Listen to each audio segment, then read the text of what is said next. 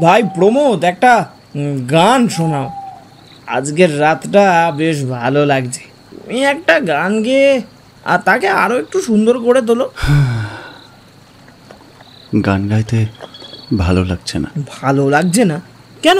মনে হচ্ছে যেন কি এক চরম অমঙ্গল আমার সঙ্গে দেখা করবার চেষ্টা করছে।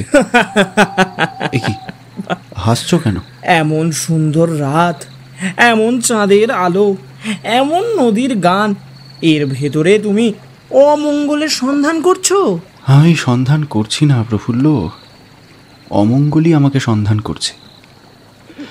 আমি যেন চোখের সামনে দেখতে পাচ্ছি পরলোকের সিংহদ্বার।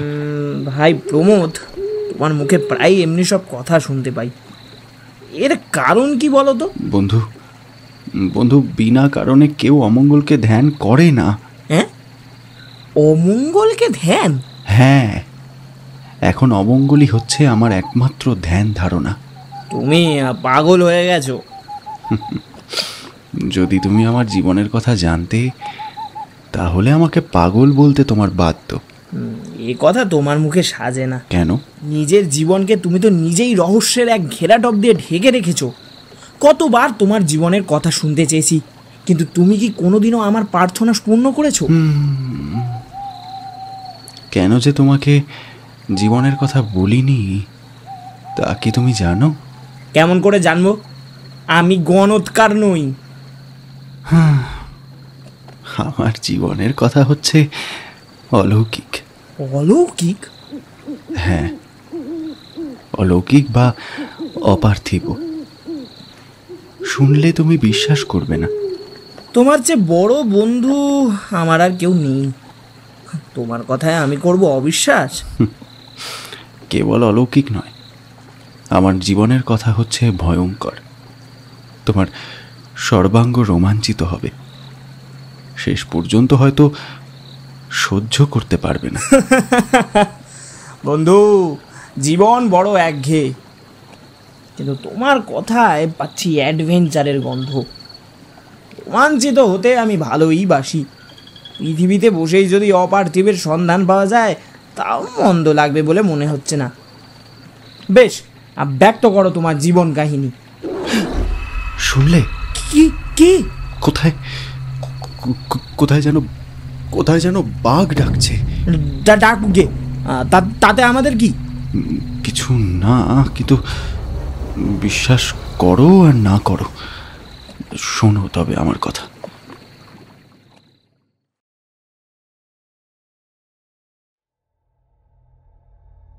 আমরা যখন আসামের এক জঙ্গলে বাস করতাম, তখনকার কথায় আমি ভালো করে বলবো, কিন্তু আমাদের আদিবাস ছিল বাংলাদেশে, 24 পরগনা জেলায়।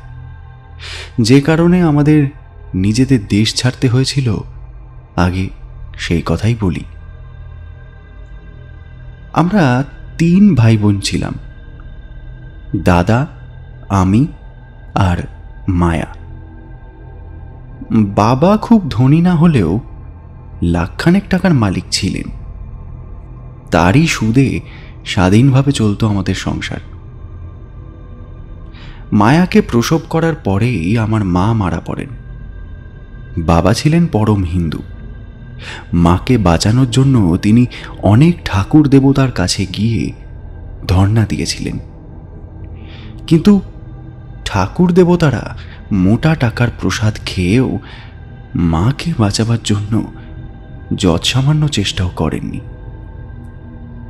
তার ফলে বাবা হিন্দু দেবতাদের নাম শুনলেই রেগে আগুন হয়ে উঠতেন, এবং মায়ের শোকে বাবার মস্তিষ্ক বোধহয় কিঞ্চিত বিকৃতও হয়ে গিয়েছিল।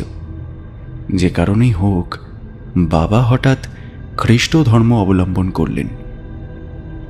এসব ব্যাপারে বাংলার পল্লী সমাজে কিরকম বিশ্রী আন্দোলন জাগে, সেটা বোধহয় তোমাকে বর্ণনা করে বুঝিয়ে দিতে হবে না।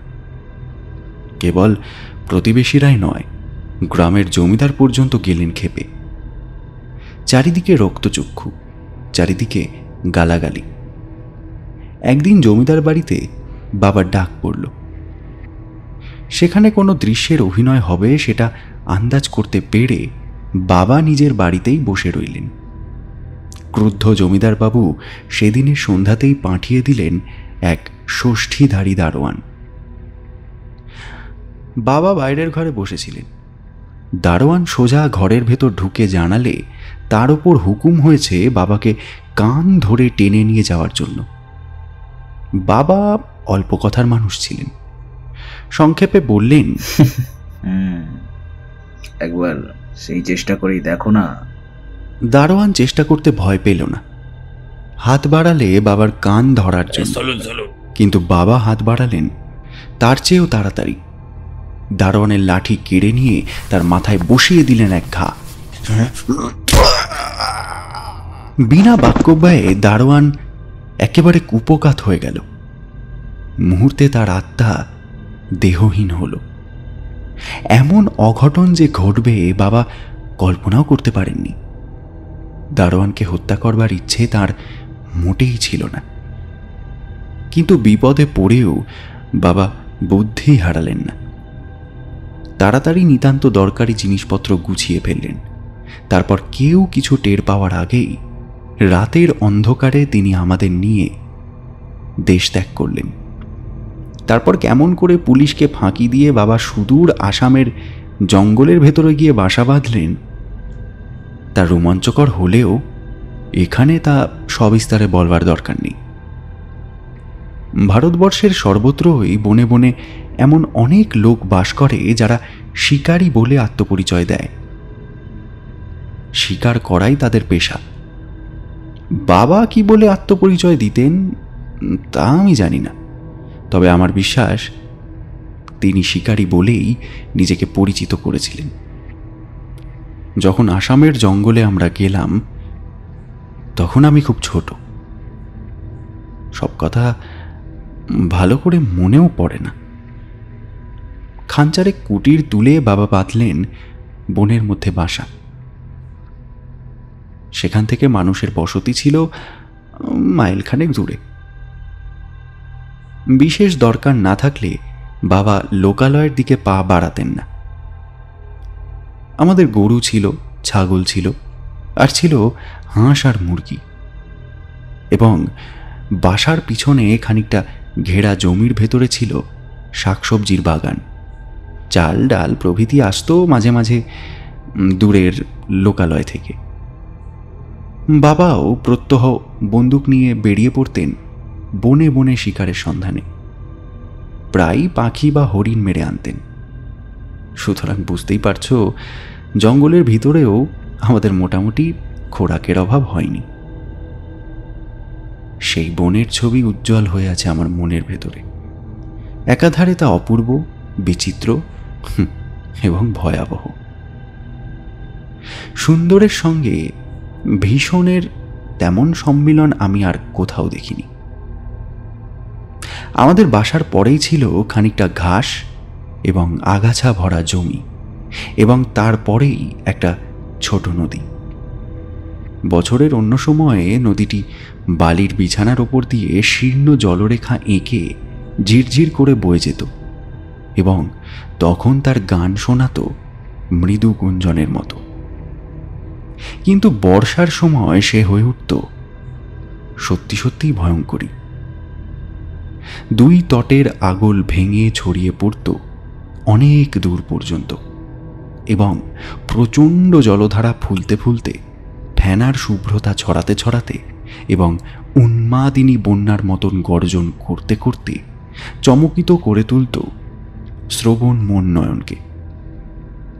তার ছোট ও শান্ত মূর্তি তখন কল্পনাও করা যেত না। নদীটার জন্ম তার উত্তরাধিকার বিশাল পর্বতপুরীর মধ্যে। সেখানে পাহাড়ের পর পাহাড়ের প্রস্তর স্তূপ ক্রমেই উঁচু হয়ে উপর পানে উঠে গিয়ে নীলাকাশের অনেকখানি ঢেকে ফেলেছে একেবারে।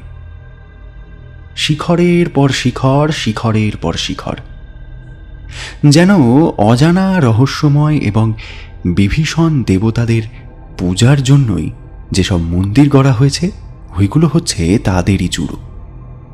এ অঞ্চলের কোনো লোকই একলা ওই পর্বতপুরীর মধ্যেও ঢুকতে সাহস করত না, দিনের বেলাতেও নয়। সন্ধ্যা নামলে দলে ভারী হলেও সকলে ওখান থেকে পালিয়ে আসত। তাদের বিশ্বাস সূর্য অস্ত গেলেই ওখানে যাদের আসর বসে তারা কেউ জন্তুও নয়, মানুষও নয়। ওখানে যাওয়া আর জমালয়ে যাওয়া নাকি একই কথা। বিশেষ করে একটা পাহাড় নাকি এমনই ভয়ানক যে লোকে তার নাম রেখেছে প্রেত পর্বত। বাবা আগে এইসব জনরব অলস জল্পনা কল্পনা বলে উড়িয়ে দিতেন বটে, কিন্তু পরে তাকেও করতে হয়েছিল নিজের মত পরিবর্তন। নদীর পূর্ব পারে আমাদের কুটির। এদিকেও জঙ্গল আছে বটে, কিন্তু তা খুব ঘন বা দুর্গম নয়। এদিকে কাঠ কাটা বা মধু সংগ্রহ প্রভৃতির জন্য মানুষের চলাচলও আছে। কিন্তু নদীর পশ্চিম দিক থেকে আরম্ভ হয়েছে যে বিরাট এবং গভীর অরণ্য, মানুষের পক্ষেও তা অগম্য স্থান বললেও অত্যুক্তি হবে না। সে অরণ্যের অনেক জায়গায় দিবালোকের স্পর্শও পায়নি কখনো। সেখানকার অধিকাংশ বৃক্ষই পরস্পরের আলিঙ্গনে আবদ্ধ হয়ে সর্বদাই করে যেন মর্মর ভাষার আর্তনাদ। তাদের তলায় এবং আশেপাশে বাস করে যে নিবিড় অন্ধকার, মানুষের দৃষ্টি যেন তার গায়ে ধাক্কা খেয়ে আহত হয়ে আবার বাইরে পালিয়ে আসে। সব হয়। এই অরণ্যের বাসিন্দা হচ্ছে হাতি, বাঘ, ভাল্লুক, বন্য বরাহ, মহিষ, নেকড়ে, অজগর এবং অন্যান্য সর্প প্রভৃতি। তাদের অনেকেই নদী পার হয়ে আমাদের এদিকেও মাঝে মাঝে বেড়াতে আসত। তাই বাবার হুকুম ছিল, তিনি বাইরে গেলে আমরা যেন ঘরের ভেতরে দরজা বন্ধ করে বসে থাকি। ছেলে মানুষই খেয়ালে হয়তো বাবার অনুপস্থিতির সময় একাধ দিন বাইরে বেরিয়ে পড়তে পারতাম, কিন্তু দিনের বেলাতেও অরণ্যের ভিতর থেকে যেসব হিংস্র জীবনের হুঙ্কার ভেসে আসত তা শুনে কোনোদিন আমরা কেউ পিতার অবাধ্য হতে ভরসা করিনি। আর রাতে তো সে অরণ্য হয়ে উঠত রোমাঞ্চকর শব্দময়। কত বৃহৎ জন্তু গর্জনের পর গর্জন করত, আবার কত জন্তুর কণ্ঠে ফুটত কাতর মৃত্যু ক্রন্দন। মাঝে মাঝে মাতঙ্গের দল আমাদের কুটিরের চারিদিকে ভূমিকম্প জাগিয়ে ছুটে চলে যেত, আর কুটিরের ভেতরে পরস্পরকে জড়াজড়ি করে বসে আমরা তিনটি ভাই বোন ভয়ে কেঁপে কেঁপেই সারা হতাম। কারণ ওদের কোনো একটা জীবের দেহের আঘাতে আমাদের কুটির তাসের ঘরের মতো ভেঙে পড়তে পারত যখন তখন। বাবা আমাদের দুই ভাইকে যে খুব ভালোবাসতেন এটা আমরা বেশ বুঝতে পারতাম, কিন্তু আমাদের বোন মায়ার সম্বন্ধে তিনি ছিলেন বেশ খানিকটা উদাসীন।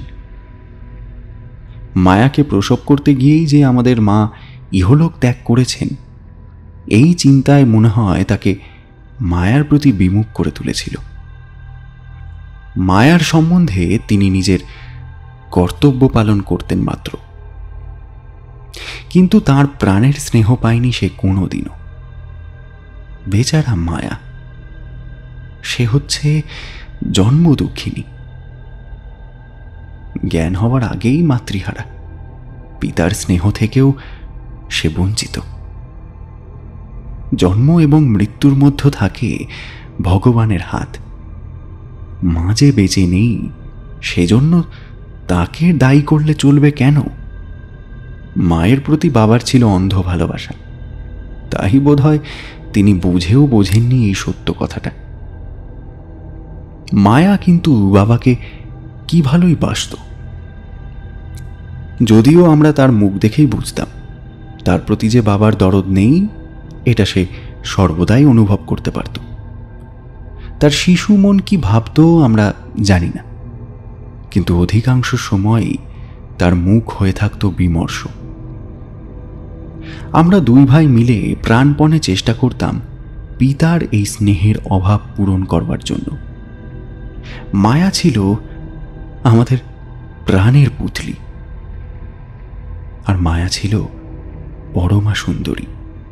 তার সর্বাঙ্গে ছিল গোলাপ পাপড়ির রং আর কোমলতা। আর সেই ঢলঢল মুখের পানে তাকালে অতি পাষণ্ডেরও মন বিগলিত না হয়ে পারত না। না, নিজের বোন বলে বলছি না, কিন্তু এমন রূপের ডালি পৃথিবীর মাটিতে আমি আর কখনো দেখিনি। প্রফুল্ল, আজ যদি তোমার সামনে মায়াকে এনে দেখাতে পারতুম, তাহলে তুমি বুঝতে যে আমি অত্যুক্তি করছি না একটু। কিন্তু হায়, মায়াকে আর কেউ দেখতে পাবে না। কি কি জিজ্ঞাসা করছো? মায়া বেঁচে আছে কি না? না, সে অভাগিনী আর বেঁচে নেই। কেমন করে সে মারা পড়ল বলবো বলবো, এখন আমি সেই কথাই বলবো। বনবাসে এসে বাবাকেও কোনোদিন সুখী দেখিনি। হাসতে তিনি যেন ভুলেই গিয়েছিলেন এবং তার মুখের কথা হতো প্রায় বিরক্তি ভরা। হয়তো এই সমাজ পরিত্যক্ত জীবন তার পক্ষে ছিল অসহনীয়। হয়তো মায়ের অভাব তিনি অনুভব করতেন পদে পদে। হয়তো একটা মানুষের প্রাণ গিয়েছে তাঁরই হাতে, এই দুশ্চিন্তা তাকে আচ্ছন্ন করে রাখত সর্বক্ষণ। দায়ে পড়লে মানুষ প্রবীণ হয় অল্প বয়সেই। সকালের আহারাদি সেরে বাবা প্রত্যেক দিনই বন্দুক নিয়ে বেরিয়ে যেতেন বাইরে। তারপর প্রায় ফিরে আসতেন রাত্রিবেলা অত্যন্ত ক্ষুধার্ত অবস্থায়। কোনো জীব শিকার করে আনলেও সেদিন আর রান্নাবান্নার সময় থাকত না। সেই জন্য দুপুরের পর থেকেই আমরা 3 ভাই বোনে মিলে রাতের আহার্য প্রস্তুত করবার জন্য নিযুক্ত হয়ে থাকতুম। আমরা কিরকম রান্না করতাম জানি না, বাবা কিন্তু আমাদের তৈরি করা খাবার গ্রহণ করতেন এবং পরম পরিতুষ্টির সঙ্গেই করতেন। এভাবেই কিছুকাল ধরে আমরা জীবনযাপন করলাম। তারপরেই যেসব ঘটনার ধারা আরম্ভ হলো, বললেও তুমি হয়তো তা ধারণা করতে পারবে না। শীত পড়ল, পাহাড়ে দেশের আসল বন্য শীত। এখানে বসে ওদেশি শীতের মর্ম কিছুতেই তোমরা আন্দাজও করতে পারবে না। রাত হয়েছে, গহন বনের শীতার্থ রাত্রি। দরজা জানলা বন্ধ করে আমরা 3 জন উনুন ঘিরে বসে আগুন পোয়াচ্ছিলাম। বাবা সারাদিনের পর ফিরে শ্রান্ত দেহে শয্যায় গিয়ে আশ্রয় নিয়েছিলেন। বাইরে হিমকাতর ঝোড়ো হাওয়া দীর্ঘশ্বাস ফেলতে ফেলতে বনে বনে ঘুরে কাঁদিয়ে তুলেছিল সবুজ পাতাতে। দাদা বলল, কি রাত! এ সময় যারা বাইরে আছে তাদের কি অবস্থা? মায়া কচি মুখখানি তুলে বলল, হাতি আর বাঘ বেচারিদের তো কোনো ঘর বাড়ি নেই। আহা, না জানি তাদের কত কষ্ট হচ্ছে। ঠিক সেই সময় আমাদের দরজার ওপাশ থেকে জাগলো একটা গর্জন।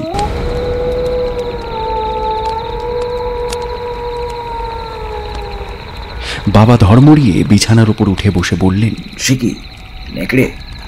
মায়া আমাকে 2 হাতে জড়িয়ে ধরে সভয়ে বলে উঠল, মাগো। আমি বললাম, এখন এখন ভয় পাচ্ছিস কেন? এই তো শীতে ওদের কষ্ট হচ্ছে বলে দুঃখ করছিলি। যা, উঠে গিয়ে ওকে দরজা খুলে দে। নেকড়েটা আবার গর্জন করল, এবারে আরো জোরে। সে কি ক্ষুধার্ত চিৎকার, যেন হিম করে দেয় বুকের রক্ত।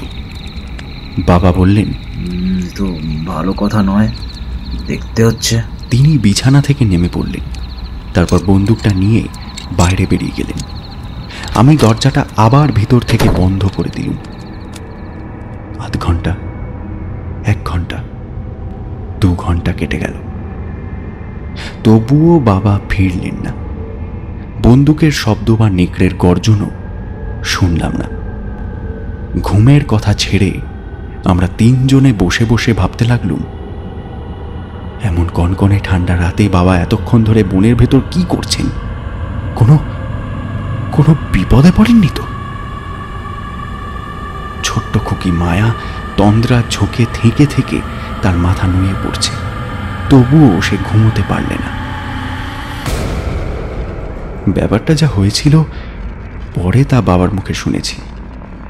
সে রাতে আকাশে ছিল চাঁদ, জ্যোৎস্নার ধপধপে আঁচলে চাপা পড়েছিল অন্ধকার। দরজা খুলে বাইরে বেরিয়ে বাবা দেখলেন প্রায় 30 গজ দূরে দাঁড়িয়ে রয়েছে একটা প্রকাণ্ড দীপ্তচক্ষু নেকড়ে বাঘ। বাবাকে দেখেই সে গজরাতে গজরাতে আরো খানিক তফাতে গিয়ে দাঁড়ালো। জানোয়ারটাকে অত দূর থেকে গুলি করলে লক্ষ্য ব্যর্থ হবে, এই ভেবে বাবা বন্দুক তুলে তাড়াতাড়ি তার দিকে অগ্রসর হলেন। একই অভিনয় চলল খানিকক্ষণ ধরে। বাবা যত এগিয়ে যান, নেকড়েটাও তত এগিয়ে যায়।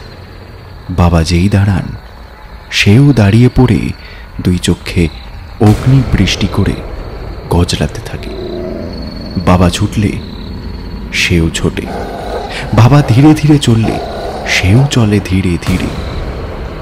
বাবা ভারী একরোখা ছিলেন, তাঁরও গো হলো যেমন করে হোক আজ ওই নেকড়েটাকে বধ তিনি করবেনই। তিনি ছুটলেন পশুটার পিছনে পিছনে। মাইলের পর মাইল পার হয়েও থামলেন না। ঘন্টার পর ঘন্টা কেটে গেল, তবুও হুঁশ নেই। তারপরেই নেকড়ের সঙ্গে সঙ্গে বাবা এসে পড়লেন প্রেত পর্বতের তলদেশে। তার সম্বন্ধে জনরব কি বলে সেটা তাঁর অজানা ছিল না, কিন্তু তিনি সেসব কথাকে কুসংস্কার বলেই উড়িয়ে দিয়েছেন বরাবর।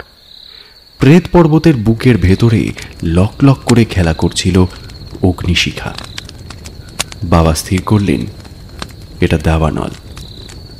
বনে যাদের বাস প্রায় তাদের পরিচয় হয় দাবানলের সঙ্গে, কিন্তু এমন প্রচণ্ড শীতকালে হিমে ভেজা বনে দাবানল জ্বলল কি করে? শিকারের উত্তেজনায় বাবার মনে এ প্রশ্ন জাগল না। দাবানল জ্বলছে দাও দাও করে, কে যেন অপবিত্র নরকাগ্নির খানিকটা নিক্ষেপ করেছে প্রেত পর্বতের মধ্যে। তারই শিখাগুলোকে নিয়ে কারা যেন দুরন্ত আহ্লাদে লাফালাফি দাপাদাপি করে বেড়াচ্ছে পাহাড়পুরের বনে বনে গাছে গাছে। একে জ্যোৎস্না, তার উপর দাবানল, চারিদিক আলোয় আলো। নেকড়েটাকে আরো স্পষ্ট করে দেখা যেতে লাগলো। সে তখন পাহাড়ের ওপরে উঠছে, বাবাও তার পিছু নিলেন। খানিকটা উপরে উঠেই নেকড়েটা হঠাৎ একখানা বড় পাথরের ওপর বসে পড়ল। সে হাঁপিয়ে পড়েছে বুঝে বাবা এগিয়ে গেলেন দ্রুত পদে। নেকড়ে নড়ল না। বাবা দাঁড়ালেন, বন্দুক তুললেন, তবুও সে পালাবার চেষ্টা করল না। লক্ষ্য স্থির করে বাবা বন্দুক ছুটতে যাচ্ছেন, এমন সময় নেকড়ে অদৃশ্য হয়ে গেল। বাবা বিপুল বিস্ময়ে হতভম্ব। জ্যোৎস্না আর দাবানল সেখানটা স্পষ্ট করে তুলেছে দিবালোকের মতো। চোখের ভ্রম হবার কোনো সম্ভাবনাই নেই, অথচ হাড় এবং মাংস দিয়ে গড়া একটা নিরেট মূর্তি কি কখনো এমনভাবে মিলিয়ে যেতে পারে বাতাসে? বাবা শেষটা অবশ্য দোষ দিলেন নিজের চোখেরই, কারণ এক্ষেত্রে তার পক্ষে তাছাড়া আর উপায় ছিল না। নিজের দৃষ্টির অক্ষমতাকে বারবার ধিক্কার দিতে দিতে বাবা যেই ফিরে দাঁড়িয়েছেন, এমন সময় রাত্রি স্তব্ধ আকাশকে বিদীর্ণ করে জাগল একটা উচ্চ ও তীক্ষ্ণ চিৎকার। কোথায় আছো? সাড়া দাও! আমি আমি পথহারা বিপন্ন পথিক, আমাকে সাহায্য করো! কে কোথায় আছো? এ আবার নতুন বিষয়। কুবিখ্যাত প্রেত পর্বত, দিনের বেলাতেও লোকে যার কাছে আসতে আতঙ্কে শিউড়ে ওঠে, এই গভীর রাতে সেখানে মানুষ পথিক। সে আবার এমন সৃষ্টি ছাড়া স্থানে মানুষের কাছে প্রার্থনা করছে।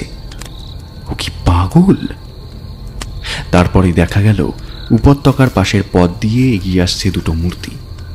বাবার বুকটা ছ্যাঁত করে উঠল। তাহলে কি প্রেত পর্বত সম্বন্ধে জনরব মিথ্যে নয়? মূর্তি দুই ক্রমেই কাছে এসে পড়ল। তাদের একজন পুরুষ আর একজন নারী। না, এরা যে পৃথিবীর মানুষ সে বিষয়ে কোনো সন্দেহ নেই। বাবা বললেন, কে আপনারা? পুরুষটি বলল, আমরা বিদেশি। এখানে কেন? শত্রুদের কবল থেকে উদ্ধার পাওয়ার জন্য বনের ভেতর পালিয়ে এসেছিলাম। তারপর পথ হারিয়ে এখানে এসে পড়েছি। আপনি দেখছি বাঙালি। বাংলা আমার দেশ বটে, তবে আমি এখানে থাকি। কেন? এখানে চাকরি করি। শত্রু কথা বলছিলেন না? হ্যাঁ, কে আপনার শত্রু? জমিদার। হ্যাঁ, জমিদার? জমিদার জোর করে আমার মেয়েকে আমার কাছ থেকে ছিনিয়ে নিতে চায়। সে কি? সে জোর করে আমার মেয়েকে বিয়ে করতে চায়। তার চরিত্র নরপিশাচের মতো। তার কবল থেকে উদ্ধার পাওয়ার জন্যই মেয়েকে নিয়ে আমি আমি আমি পালিয়ে এসেছি। কিন্তু আপনি কোথায় এসেছেন জানেন? কোথায়? প্রেত পর্বতে। এ কিরকম নাম? লোকে বলে রাত্রে এ পাহাড়ে ভৌতিক সভা বসে। আপনি এসব বিশ্বাস করেন? করলে এত রাতে এখানে আসতুম না। মশাই, এটা আমার মেয়ে লীলা। তুমি কি ভূত মানো? প্রশ্ন শুনে নীলা চমকে উঠল। তারপর তাকালে প্রেত পর্বতের শিখরের দিকে। সেখানে তখনও নৃত্য করছিল দাওয়ানলের শিখা। বাবা বললেন, না না, এ আলোচনার স্থান নয়। আপনার নামটি জানতে পারি কি? শ্রী গিরীন্দ্র শেখর চৌধুরী। আপনার? প্রবোধ কুমার বসু। পরিচয় তো হলো, এখন আমাদের কি করতে বলেন? গিরীন্দ্রবাবু, আপনি জানেন না আপনার সঙ্গে আমারও জীবনের কতটা সাদৃশ্য আছে। আমিও জমিদারের অত্যাচারে দেশ ছাড়া। আমরা দুজনেই দুজনের ব্যথার ব্যথী হতে পারি। আসুন আমার সঙ্গে। মায়া তখনও ঢুলছিল। আমরা তখনও বসে ভাবছিলাম। হঠাৎ দরজায় করাঘাত হলো। সঙ্গে সঙ্গে শুনলাম বাবার কণ্ঠস্বর। আমরা আশ্বস্তির নিঃশ্বাস ফেলে তাড়াতাড়ি গিয়ে দরজাটা খুলে দিলাম। বাবার সঙ্গীতের দেখে আমার দৃষ্টি হয়ে উঠল সচকিত। মায়া অস্ফুট কণ্ঠে কেঁদে উঠে এক ছুটে পালিয়ে গেল। বাবা আগন্তুকদের দিকে ফিরে বললেন, এই যে আমার ছেলে মেয়েরা এখানে অতিথি দেখেনি কোনোদিন, ওরা তাই বিস্মিত হয়েছে। গিরীন্দ্র বললে, হবারই কথা। ওগো খোকা কুকুরা, ভয় নেই। আমরা বাঘও নই, ভাল্লুকও নই। বনে আমরা পথ হারিয়েছিলাম। তোমাদের বাবা দয়া করে আমাদের আশ্রয় দিয়েছে। বাবা বললেন, আসুন গিরীন্দ্রবাবু, আসুন লীলা দেবী। উনুনে এখনো আগুন আছে দেখছি। এতক্ষণ ধরে বাইরে শীতের যে ধাক্কা সামলাতে হয়েছে, দেহগুলো একটু তাতিয়ে না নিলে চলবে না। তারপর দাদার দিকে ফিরে বললেন, প্রকাশ, এরা নিশ্চয়ই ক্ষুধার্ত। এত রাত্রে ভালো করে খাওয়াবার সময় তো হবে না। এখন কি করা যায় বলো তো? চাল আছে, ডাল আছে, আলু আছে, আর আছে তাজা মুরগির ডিম। বলো তো 1 ঘন্টার মধ্যে খাবার তৈরি করে দিতে পারে। গিরীন্দ্র বিপুল উৎসাহে বলে উঠল, সাধু সাধু। খোকা বাবুজি, তোমার মুখে ফুল চন্দন পড়ুক। এই যে মরুভূমিতে বৃষ্টি ধারা, কখন বনের রাজভোগ। ইতিমধ্যে মায়ার খোঁজে পাশের ঘরে ঢুকে আমি দেখলাম বিছানার ওপরে উপুর হয়ে শুয়ে সে ফুঁপিয়ে ফুঁপিয়ে কাঁদছে। বিস্মিত হয়ে বললাম, কিরে মায়া, কাঁদছিস কেন? ভয় করছে, আমার বড্ড ভয় করছে। ভয় করছে কেন রে? ওই মেয়েটাকে দেখে। কোন মেয়েটা? বাবার সঙ্গে যে এসেছে সে? হ্যাঁ ছোটদা। সে কি রে? ও যে পরীর মতো সুন্দরী। অমন সুন্দরী আমি আগে কখনো দেখিনি। কিন্তু কিন্তু তুমি ওর চোখ দেখেছো? হ্যাঁ, চোখ? হ্যাঁ, ওর চোখ দেখেই আমার ভয় করছে। যত সব বাজে কথা। চোখ দেখে আবার ভয় করে কি করে? হ্যাঁ, জানি না। আমি ওর কাছে যাব না, কখনো যাব না। মায়া আবার ফুঁপিয়ে ফুঁপিয়ে কাঁদতে লাগলো। কিছুতেই আর শয্যা ত্যাগ করতে চাইল না। অতিথিরা বেশ কিছুক্ষণ ধরে বাস করল আমাদেরই সঙ্গে। বাবা ও গিরীন্দ্রবাবু প্রতিদিনই নির্দিষ্ট সময়ে বেরিয়ে যেতেন শিকারের সন্ধানে। লীলা থাকত কুটিরে। দেখলাম ঘরকন্যার কাজে সে একেবারে পাকা। সারাদিনই সংসার নিয়ে নিযুক্ত থাকত।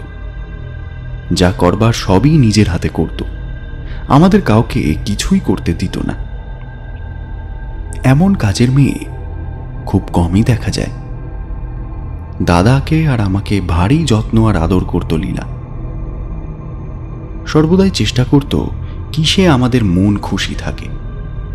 মায়াকেও সে বশ করবার জন্য কম চেষ্টা করেনি, কিন্তু তাকে বাগে আনতে সে কিছুতেই পারেনি।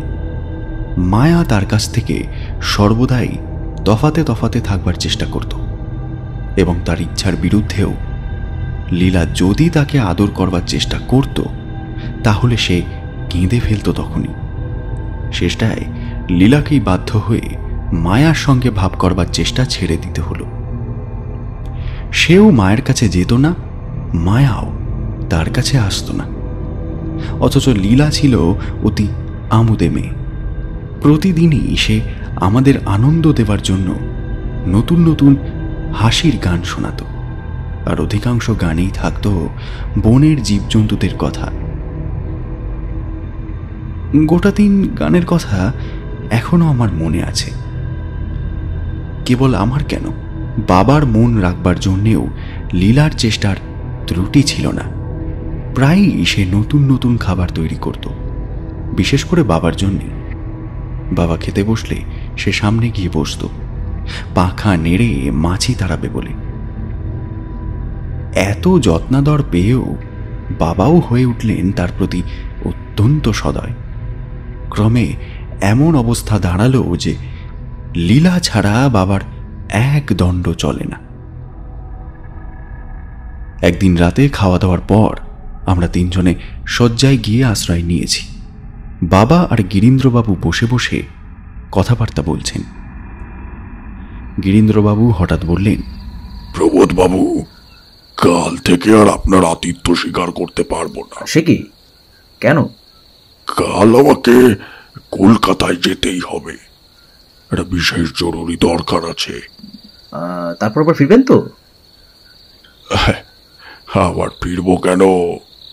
আসামে আর তো আমার চাকরি নেই। বাবা একটু দুঃখিত স্বরে বললেন, এতদিন ঘনিষ্ঠতার ফলে আপনারা আমাদের আত্মীয়ের মতো হয়ে গিয়েছিলেন। এই মায়ার বাঁধন ছিঁড়তে আমার কষ্ট হবে। মায়ার বাঁধন ছিঁড়বেন কেন? আপনি ইচ্ছে করলে আমরা আরো ঘনিষ্ঠ আত্মীয় হতে পারি। কেমন করে? আপনার হাতে আমি আমার কন্যা সম্প্রদান করতে রাজি আছি। বাবা কথাটা যেন বিশ্বাস করতে পারলেন না। বললেন, তার মানে? আমার জামাই হতে আপনার আপত্তি আছে নাকি? হ্যাঁ? অল্পক্ষণ স্তব্ধ হয়ে চিন্তা করার পর বাবা বললেন, না। বেশ বেশ, তাহলে এখনই বিবাহ হয়ে যাক। না, অসম্ভব। অসম্ভবকেই সম্ভব করতে হবে, কারণ কাল খুব ভোরেই আমি কলকাতার দিকে যাত্রা করব। কিন্তু এই বনে এত রাত্রে? প্রবোধ, তুমি কি বলবে বুঝতে পেরেছি। তুমি বলতে চাও এত রাত্রে এখানে পুরুত খুঁজে পাওয়া যাবে না। কিন্তু কি দরকার পুরুতের? তুমি খ্রিস্টান, আমিও কোনো ধর্ম খুব একটা মানি না। তবে আর সামাজিক অনুষ্ঠান নিয়ে মাথা ঘামানো কেন? তুমি লোকালয় ত্যাগ করেছ, যাপন করছো বন্য জীবন, সুতরাং বন্য রীতিনীতি অনুসারেই তোমাদের বিবাহ হলে কোনো ক্ষতি নেই। কিন্তু আর কোনো কিন্তু টিন্তু নয়। আমি আমার মেয়ের বিয়ে দেব নিজের শর্তে। লীলা, এদিকে এসো। প্রবোধ, উঠে দাঁড়াও, লীলার হাত ধরো। এইবার প্রতিজ্ঞা করো। কি প্রতিজ্ঞা? বলো। প্রেত পর্বতের আত্মাদের নামে আমি শপথ করছি যে। বাবা বাধা দিয়ে বললেন, শপথ যদি করতে হয় ভগবানের নামেই করা উচিত। না প্রবোধ, আমি ভগবান মানি না। তুমি বাস করছো প্রেত পর্বতের ছায়ায়, তোমার শপথ শুনতে পাবে এখানকার আত্মারাই। তবে তাই হোক। শপথ করো। প্রেত পর্বতের আত্মাদের নামে শপথ করছি যে আজ থেকে লীলাকে আমার বৈধ পত্নী রূপে গ্রহণ করল। তার ভালো মন্দের জন্য দায়ী থাকবো আমি।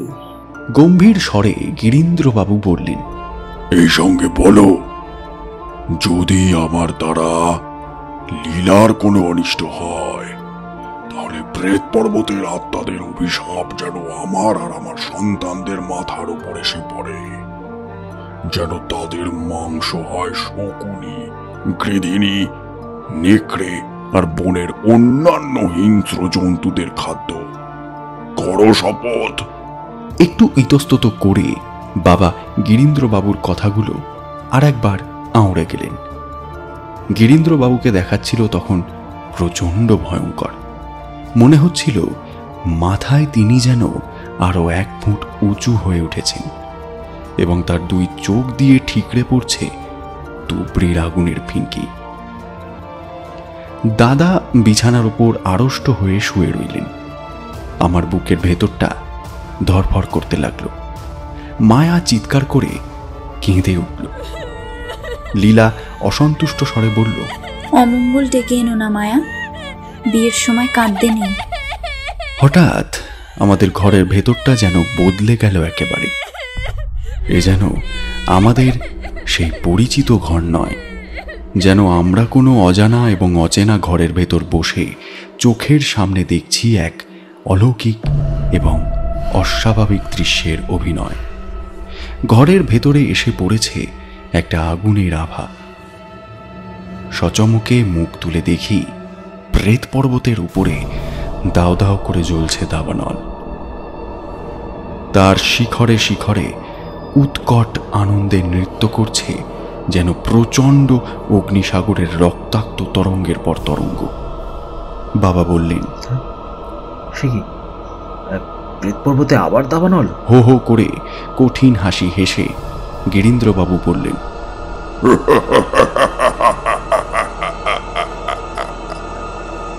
প্রেত পর্বতের আত্মারা যে তোমার শপথ শুনতে পেয়েছে, হে, ওই দাবানলই হচ্ছে তার জ্বলন্ত প্রমাণ।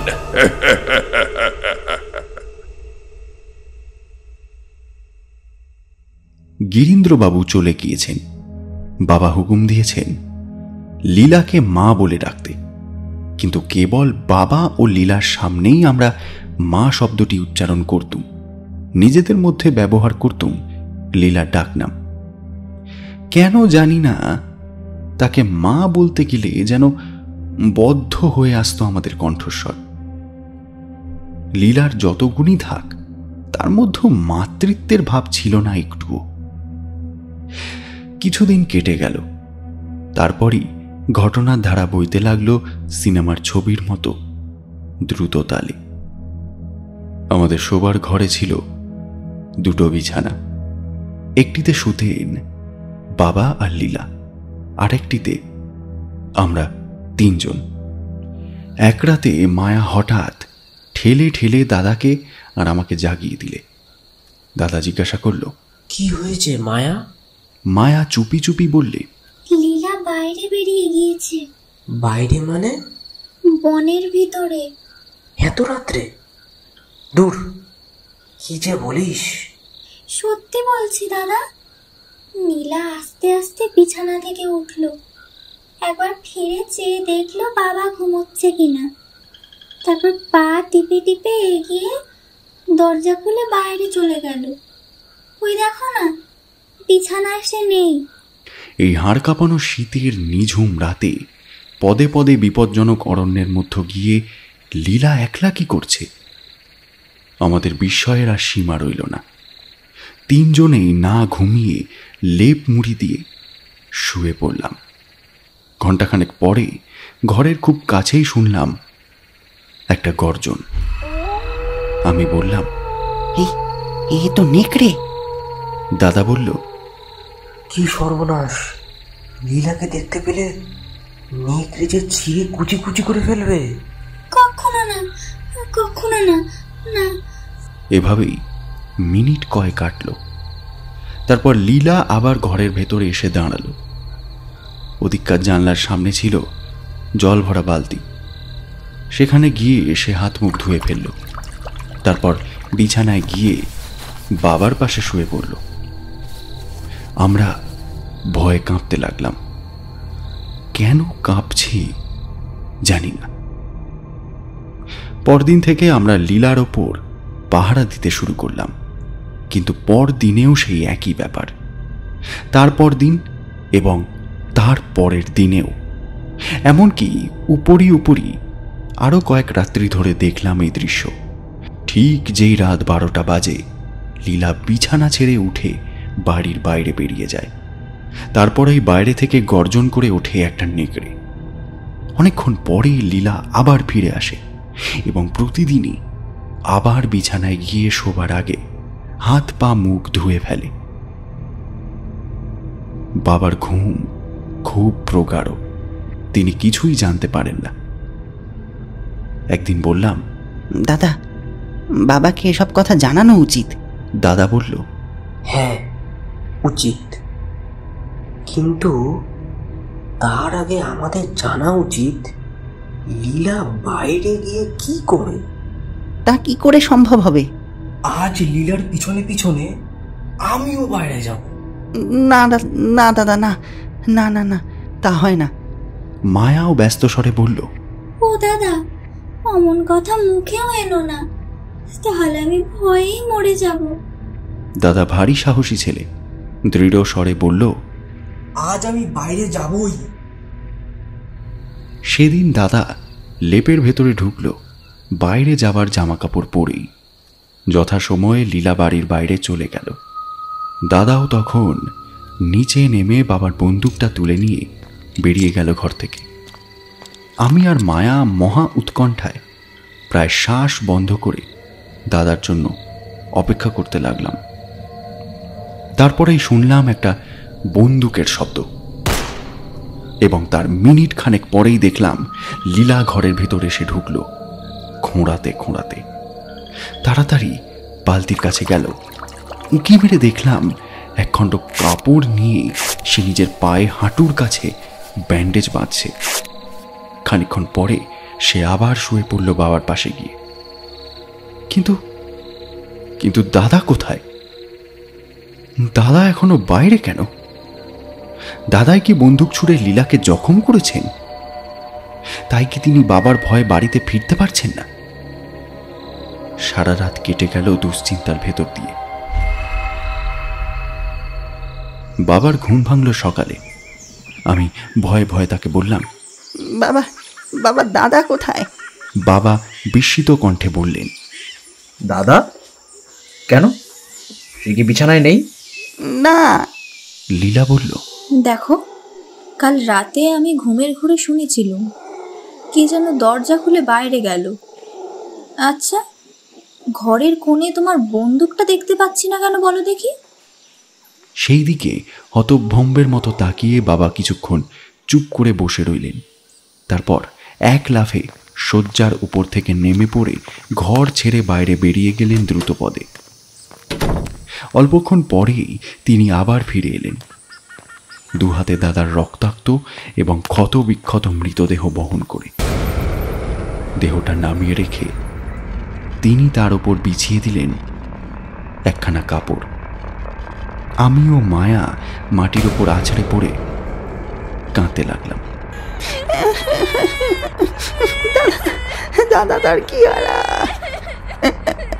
দাদা যোগ্য। লীলা দুঃখিত স্বরে বললে, প্রকাশ নিশ্চয়ই তোমার বন্দুক নিয়ে নেকড়ে মারতে গিয়েছিল। বাচ্চা ছেলে পারবে কেন?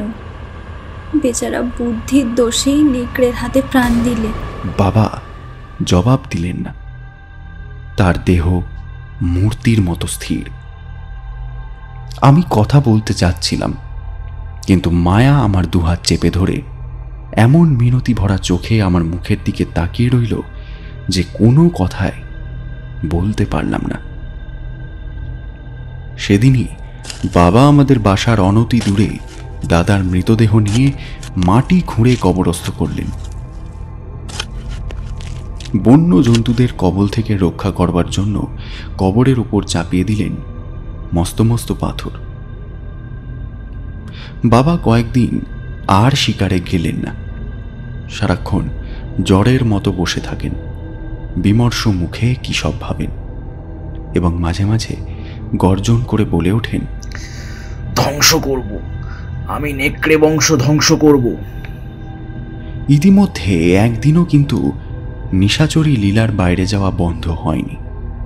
তখনও যদি সব কথা বাবাকে বলতাম, কি এক ছেলে মানুষই ভয় আমার মুখকে বোবা করে রেখেছিল। শেষটায় শোকের প্রথম ধাক্কাটা সামলে বাবা আবার স্বীকার করতে বেরোলেন, কিন্তু প্রথম দিনেই ফিরে এসে বললেন, লীলা, তুমি বললে হয়তো বিশ্বাস করবে না, কিন্তু নেকড়েরা কবরের পাথর সরিয়ে আমার অভাগা ছেলের দেহটা সব খেয়ে ফেলেছে। কবরের ভেতরে পড়ে আছে কেবল খান কয়েক হাড়। লীলা সভয় এবং সবিস্ময়ে বলল, ওমা, তাই নাকি গো? নেকড়ে বংশ জাহান নামে যাক। বাবা, একটা নেকড়ে রোজ আমাদের দরজার কাছে এসে চিৎকার করে। তাই নাকি? এ কথা আমাকে আগে বলনি কেন? এবারে নেকড়ের ডাক শুনলেই আমাকে জাগিয়ে দেব। আমি তার রক্ত দর্শন না করে ছাড়ব না। মায়ার মুখের দিকে একটা হিংস্র এবং জ্বলন্ত দৃষ্টি নিক্ষেপ করে লীলা সেখান থেকে হনহন করে চলে গেল। কয়েকদিন পরের কথা, আমাদের শাকসবজির বাগান। মায়া এক জায়গায় বসে বসে ধুলো মাটি দিয়ে খেলাঘর বাঁধবার চেষ্টা করছে। আমি দিচ্ছি গাছের গোড়ায় জল, বাবা কোদাল দিয়ে কোপাচ্ছেন মাটি। এমন সময় লীলা এসে বলল, মায়া, ভাতের হাঁড়ি চাপিয়ে এসেছি, তুমি কিছুক্ষণ উনুনের কাছে গিয়ে বসো গে, আমি ততক্ষণ বন থেকে জ্বালানি কাঠ নিয়ে আসি। মায়া খেলা ছেড়ে কুটিরের দিকে গেল। লীলা চলে গেল বনের দিকে। আন্দাজ আধ ঘন্টা পরে কুটিরের ভেতর থেকে ভেসে এলো আর্তনাদের পর আর্তনাদ, মায়ার আর্তনাদ। বাবা আর আমি দুজনেই বাগান থেকে বেগে ছুটে এলাম, কিন্তু আস্তে আস্তেই আর্তনাদ থেমে গেল। আমরা কুটিরে ঢোকবার আগেই ভিতর থেকে উল্কার মতো ছুটে বেরিয়ে এলো একটা মস্ত বড় নেকড়ে। চোখের পলক ফেলবার আগেই সে বনের দিকে অদৃশ্য হয়ে গেল। ঘরময় বইছে রক্তের ধারা, তারই মধ্যে পড়ে রয়েছে মায়ার ছিন্ন ভিন্ন দেহ, কিন্তু তার মুখে চোখে তখনও জীবনের আভাস। বাবা চিৎকার করে কেঁদে উঠে বসে পড়লেন। আমাদের পানে তাকিয়ে একটু ম্লান হাসি হাসল মায়া। তারপরেই সে আমাদের মায়া কাটালো। এমন সময় লীলা ঘরের ভেতর ঢুকে দৃশ্য দেখে থ হয়ে দাঁড়িয়ে পড়ল। ক্রন্দন ভরা কণ্ঠে বলল, হো গো, এ কি দেখছি গো? কে এমন সর্বনাশ করলে গো? হায় রে অভাগী, একটু আগেই একটা নেকড়ে আমার পাশ দিয়ে ছুটে গিয়েছিল। মাগো, আমার যা ভয় হয়েছিল, এ নিশ্চয়ই তারই কাজ। আমার আর বাবার শোকের কথা বর্ণনা করে তোমাকেও আর কষ্ট দিতে চাই না, শুভ্র পূজার ফুলের মতো সুন্দর, কোমল, পবিত্র মায়া। সে ছিল আমাদের প্রাণের দুলালির মতো। তাকে হারিয়ে জীবন অন্ধকার হয়ে গেল। দাদার কবরের পাশে বাবা মায়ার দেহকেও সমাধিস্থ করলেন। রাত্রিবেলা যে বিছানা ছিল আগে 3 ভাই বোনের জন্য, আজ আমি সেই বিছানায় একলা। চোখে ঘুম নেই। শুয়ে শুয়ে ভাবছি, মায়ার মৃত্যুর সঙ্গে লীলার কোনো সম্পর্ক বোধহয় থাকলেও থাকতে পারি, কিন্তু কিন্তু কিরকম সম্পর্ক? হঠাৎ দেখলাম লীলা শয্যা ছেড়ে নামল। তারপর ঘরের দরজা খুলে বাইরে বেরিয়ে গেল পা টিপে টিপে, অতি সন্তর্পণে। সাংঘাতিক নারী! এখনো সে নিজের অদ্ভুত অভ্যাস ছাড়তে পারল না। দুর্দান্ত কৌতূহল হলো। উঠলাম, দরজা একটু ফাঁক করে বাইরে উকি মারলাম। জল জলে চাঁদের আলো, চারিদিক স্পষ্ট। প্রথমেই চোখ গেল সেখানে যেখানে দাদার এবং মায়ার সমাধি রয়েছে। আঁতকে উঠলাম সভয়ে। মায়ার কবরের পাশে বসে কে ওই স্ত্রীলোক যে পাথরের পর পাথর সরাচ্ছে? এ তো লীলা। খানিকক্ষণ স্তম্ভিত হয়ে কাঠের পুতুলের মতো দাঁড়িয়ে রইলাম, কিন্তু তারপর যখন দেখলাম লীলা কবরের ভেতর থেকে মায়ার মৃতদেহকে 2 হাতে টেনে বার করছে, তখন আর আমি স্থির করে থাকতে পারলাম না। বেগে দৌড়ে গিয়ে বাবাকে জাগিয়ে দিয়ে বললাম, বাবা বাবা বাবা, উঠো, শিগগিরই ওঠো, তোমার বন্দুকটা নাও, তাড়াতাড়ি নাও। কি আবার নেকড়ে এসেছে? বটে বটে। বাবা খাট থেকে লাফিয়ে পড়লেন, বন্দুকটা তুলে নিলেন, তারপর ছুটে চলে গেলেন ঘরের বাইরে। আমিও রইলাম পিছন পিছন। দাদার আর মায়ার কবরের দিকে তার দৃষ্টি আকৃষ্ট হলো। একটা অস্পষ্ট শব্দ করে চমকে ও থমকে তিনি দাঁড়িয়ে পড়লেন। তার 2 চোখ যেন ঠিকরে পড়তে চাইছে, কিন্তু তাঁর এই আড়ষ্টতা মুহূর্তের জন্যই। তারপরেই হঠাৎ তিনি বন্দুক তুলে ঘোড়া টিপে দিলেন। তীব্র চিৎকারে রাত্রির স্তব্ধতাকে যেন ফাটিয়ে দিয়ে লীলার দেহ পড়ল শূন্যে 2 বাহু বিস্তার করে মাটির ওপর লুটিয়ে। বাবাও চেঁচিয়ে উঠলেন, ভগবান রক্ষা করো। আর তারপরেই অজ্ঞান হয়ে পড়ে গেলেন। খানিক্ষণ পরে বাবার জ্ঞান হলো। ধীরে ধীরে উঠে বসে কপালের উপরে ডান হাত বুলোতে বুলোতে তিনি বললেন, আমি কোথায়? আমার আমার কি হয়েছে বলো দেখি। ও মনে পড়েছে, মনে পড়েছে। উফ, কি দৃশ্য! তার সর্বাঙ্গ শিউরে উঠল একবার। তারপরেই নিজেকে সামলে নিয়ে উঠে তিনি কবরের দিকে চললেন। আমিও তাকে অনুসরণ করলাম। কিন্তু কবরের পাশে কোথায় লীলার দেহ? সেখানে পড়ে রয়েছে প্রকাণ্ড একটা মৃত নেকড়ে। বাবা অভিভূত কণ্ঠে হাঁপাতে হাঁপাতে বললেন, লীলা, লীলা নেই? আছে, আছে সেই নেকড়েটা। এটাকে আমি চিনতে পারছি। এবার এবার সব বুঝতেও পারছি। এই নেকড়েটাই আমাকে ভুলিয়ে পাহাড়ের দিকে নিয়ে গিয়েছিল। ভগবান, আমি পড়েছিলুম প্রেত পর্বতের প্রেতাত্মাদের পাল্লায়।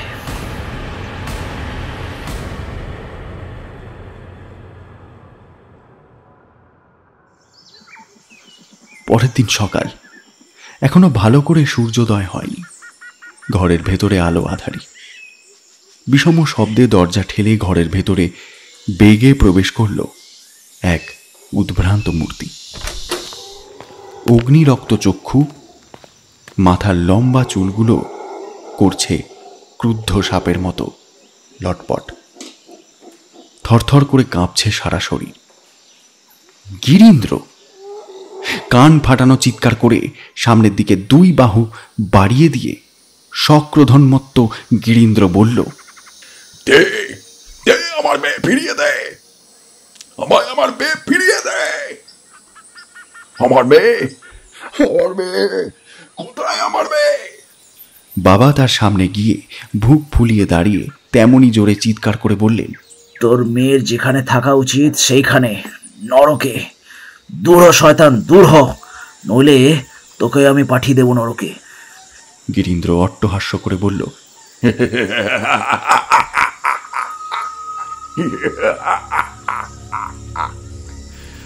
তুচ্ছ তুচ্ছ নশ্বর জীব তোরা, তুই ভয় দেখাচ্ছিস প্রেত পর্বতের প্রেতাত্মাকে, হ্যাঁ?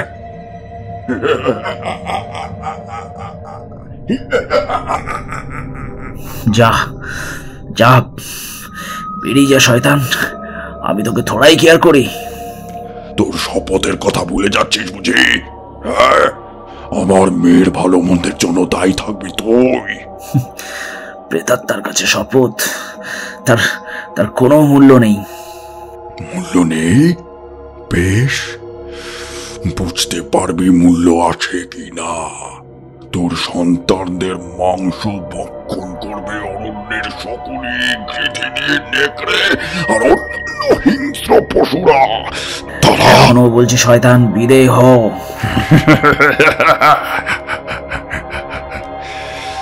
তোর বংশে বাতি দিতে কেউ থাকবে না।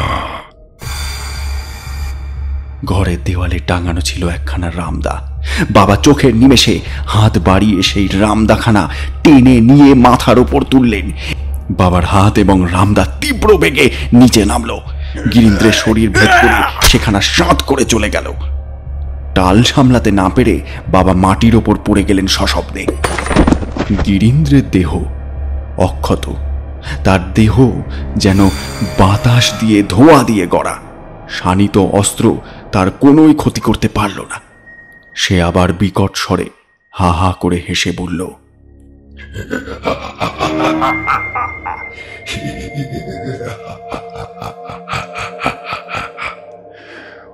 ওরে নশ্বর জীব, কেবল তাদের উপরই আমরা প্রভুত্ব করতে পারি যারা করেছে নরহত্যা। মানুষ খুন করে তুই পালিয়ে এসেছিলি প্রেত পর্বতের কোলে। কর এবার শাস্তি ভোগ। তোর তোর দুই সন্তান গিয়েছে, তোর দ্বিতীয় সন্তানকেও রক্ষা করতে পারবি না তুই। মরবে, সেও মরবে। তারও মাংসহীন হাড়গুলো পড়ে পড়ে শুকোবে গভীর অরণ্যের মধ্যে। তোকেও আমি হত্যা করতে পারতাম অনায়াসে, কিন্তু তা আমি করব না। তুই বেঁচে থাক, সেইটাই তোর সবচেয়ে বড় শাস্তি।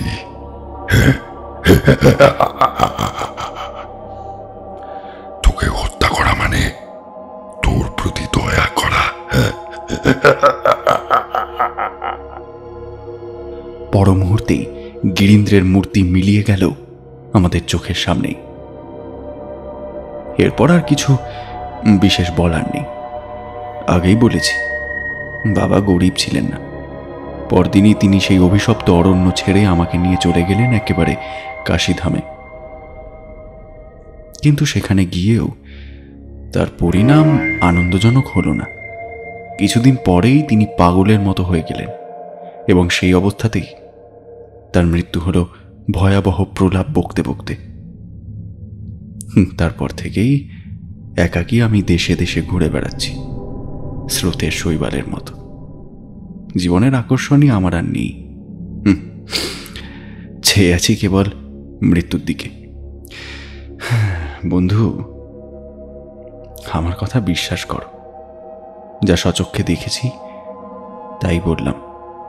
কখনো কি শুনেছ এমন জীবন কাহিনী?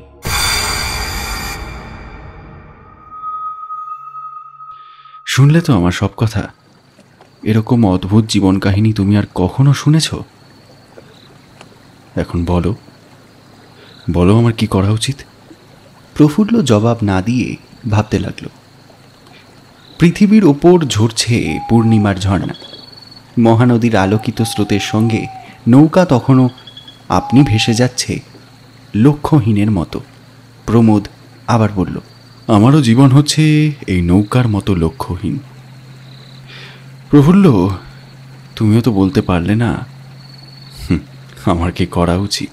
প্রমোদ, বিবাহ করো, সংসারী হও। জীবন আর লক্ষ্যহীন বলে মনে হবে না। বিবাহ? বিবাহের নাম শুনে এমন চমকে উঠলে কেন? আমি করব বিবাহ? প্রফুল্ল, তুমি কি ভুলে যাচ্ছ প্রেত পর্বতের প্রেতাত্মা কি ভবিষ্যৎবাণী করে গিয়েছে? আমার অকাল মৃত্যু কিন্তু নিশ্চিত। প্রমোদ, তুমি তো আর প্রেত পর্বতের এলাকায় বাস করছো না। এখানে কে তোমার উপরে প্রভুত্ব করতে পারবে? তুমি কি তাই মনে করো? নিশ্চয়ই করি। তবে আজ মনের ভেতরের আসন্ন মৃত্যুর পদধ্বনি শুনতে পাচ্ছি কেন? ও তোমার মনের ভুল। ভুল নয় বন্ধু, ভুল নয়। চোখের সামনে দেখছি আমার আর পৃথিবীর মাঝখানে একখানা কালো পর্দা নেমে আসছে ধীরে ধীরে। এমন পূর্ণিমার ভেতরেও তুমি আবিষ্কার করলে কালো পর্দা? তোমার কল্পনা শক্তি আছে বটে। আমার মাথা ঘুরছে, দম বন্ধ হয়ে আসছে। প্রমোদ, এখন বুঝছি তোমার জীবন কাহিনী শুনতে চেয়ে আমি বুদ্ধিমানের কাজ করিনি। তুমি অত্যন্ত উত্তেজিত হয়েছ। অতীতের দুঃস্বপ্নের কথা বর্ণনা করতে করতে তোমার মস্তিষ্ক উত্তপ্ত হয়ে উঠেছে। ওঠো, ধরো হাল, নৌকো তীরে নিয়ে যাই। কেন? তীরে নৌকো ভিড়িয়ে আমার সঙ্গে তুমিও নদীর ঠান্ডা জলে স্নান করবে। তোমার অলৌকিক কাহিনী শুনে আমারও মন যেন কেমন কেমন করছে। স্নান করলে আমরা দুজনেই হয়তো কতকটা প্রকৃতিস্থ হতে পারবো। জলে দেহ স্নিগ্ধ হতে পারে, কিন্তু মন কি ভিজবে প্রফুল্ল? মনের ওপরেও দেহের প্রভাব আছে বই কি। ব্যাধি যখন দেহকে জীর্ণ করে, মন তখন সুস্থ থাকে না। যখন এত বলছো, তোমার আদেশই পালন করব। এই বলে প্রমোদ উঠে হালের কাছে গিয়ে বসল। দুই হাতের দুই দাঁড়ের দ্বারা নদীর জলে হীরক চূর্ণ ছড়াতে ছড়াতে প্রফুল্ল নৌকো নিয়ে চলল তীরের দিকে। যেখানে নৌকো ভিড়ল সেখানে দাঁড়িয়ে নীল অরণ্য স্নান করছিল চন্দ্র কিরণ ধারায়। সবুজ পত্রের ছন্দে তাল রেখে গান গাইছিল রাতের গায়ক পাখি। চারিদিকে ছড়িয়ে আছে একটা নিবিড় শান্তির মাধুর্য। প্রমোদ নৌকো থেকে নেমে চারিদিকে চোখ বুলিয়ে গাঢ় স্বরে বলল, এই বিশ্বে আছে কত সৌন্দর্য, কত ঐশ্বর্য, কিন্তু আমি কিছুই গ্রহণ করতে পারলুম না। প্রফুল্ল জবাব দিল না। সে তখন পিছন ফিরে নৌকার দড়িগাছা একটা গাছের গুড়ির কাছে বাঁধতে ব্যস্ত ছিল। আচম্বিতে একটা গুরু দেহপতনের শব্দ হলো, সঙ্গে সঙ্গে আর্তনাদ এবং ব্যাঘ্রের ভৈরব গর্জন। অত্যন্ত চমকে ফিরে প্রফুল্ল কেবলমাত্র দেখতে পেল প্রকাণ্ড একটা বাঘ প্রমোদের দেহ মুখে করে বিদ্যুতের মতো তীব্র গতিতে জঙ্গলের মধ্যে অদৃশ্য হয়ে গেল। খানিকক্ষণ আচ্ছন্নের মতো সে দাঁড়িয়ে রইল। নিজের চোখকে সে বিশ্বাস করতে পারল না। তারপর শিশুর মতো কেঁদে উঠে যন্ত্রণা বিকৃত স্বরে বলল,